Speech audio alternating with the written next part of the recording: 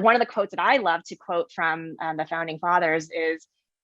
is also from Madison, this idea that, what is government but the greatest of all reflections of humankind? If men were angels, no government would be necessary. With this idea that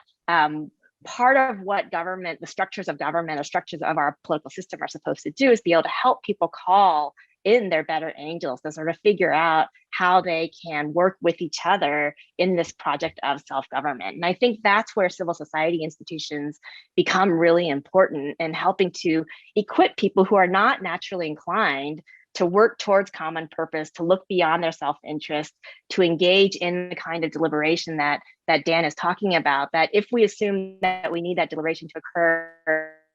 not only at the level of elected officials and the governments that we have, but also amongst the people themselves, then where are the places and the opportunities that people have to do that work? And one of the things I worry about is I think that increasingly we've lost more and more of the kind of opportunities that people have in civil society to engage in that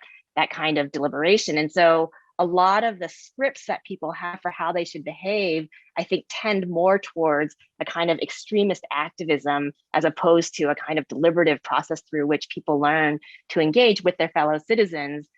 in the work of actually solving public problems together.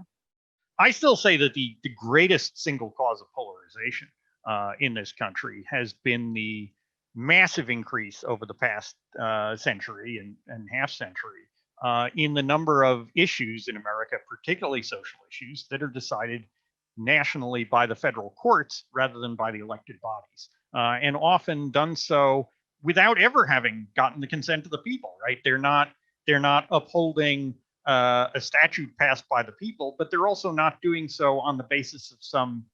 understanding of the constitutional text that was originally authorized by the people. And so, you have a diminution of both state power at the expense of the federal government growing at the expense of the states, and the unelected part of the federal government growing at the expense of the elected part. And that, I think, does force people into judicial decisions are always a yes/no thing. And so, that raises the stakes enormously. I think if you look at the federal government, there's a number of ways in which it has diminished the role of the ability of the individual voter to make a difference, right? I mean, we've seen a great growth in the bureaucracy, federal bureaucracy. And I mean, I think actually the Trump administration was provided many very vivid examples of the bureaucracy simply refusing to listen to the elected president. And, even if you think that those were sort of righteous decisions in the individual case, in the aggregate, that's what leads to further kind of populist explosions of rage, in the sense that if you win an election and you can't even have the executive govern the executive branch,